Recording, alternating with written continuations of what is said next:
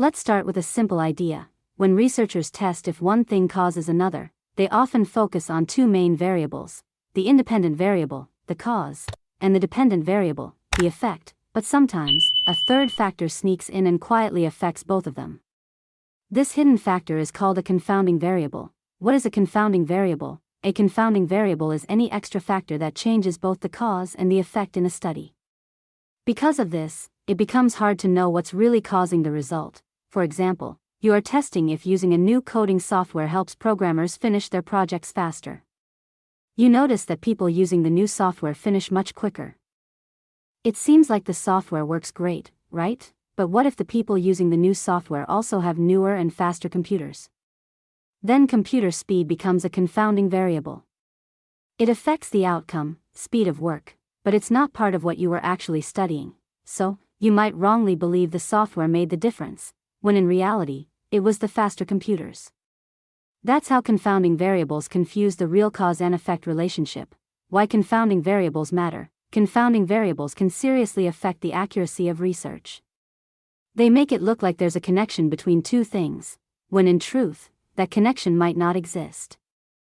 For example, if a company studies whether online training improves employee performance but doesn't notice that employees who take the training also have more years of experience, the study may show false results. Experience, not training, might be the real reason for better performance. This kind of mistake reduces the validity of the research, meaning the results can't be fully trusted. Confounding variables can make an effect look stronger, weaker, or even completely wrong. How to control confounding variables. Randomization. Randomization means choosing people or items by chance and putting them into two groups, a test group and a control group. The test group is the one that gets the new thing being tested, like new software. The control group is the one that keeps using the old or normal version, like the old software. In a tech study, the researcher could randomly assign programmers to use either the new or the old software. This way, both groups have a mix of people, some with fast computers, some with slower ones, and different skill levels. Because the mix is random, these hidden differences are spread out evenly. This helps make the results fair and shows whether the new software truly works better or not. Restriction. Restriction means including only people or things that have the same main features. For example, imagine a business wants to study if a new training program improves employee performance.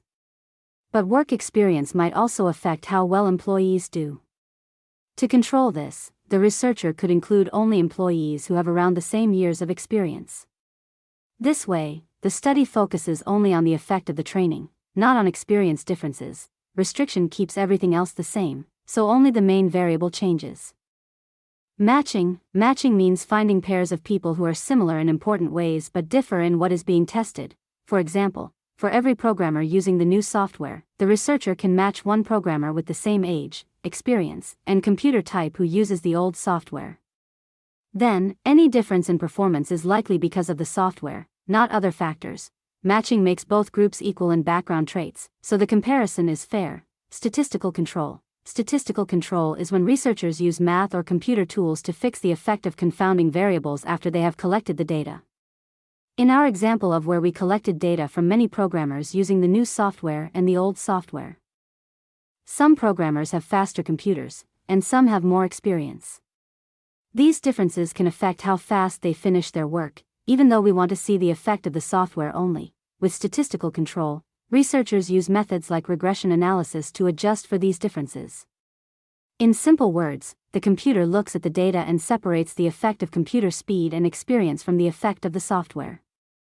After this adjustment, we can see more clearly how much the software itself really helps programmers work faster, without being confused by other factors. Effects of confounding variables. When confounding variables are not controlled, they can create false cause and effect results, overestimate or underestimate the real effect, make results less accurate or harder to repeat, bias conclusions, leading to wrong decisions. If researchers ignore these variables, their results may mislead others, waste investments, or even cause harm in real-world applications like software development, engineering design, or healthcare technology.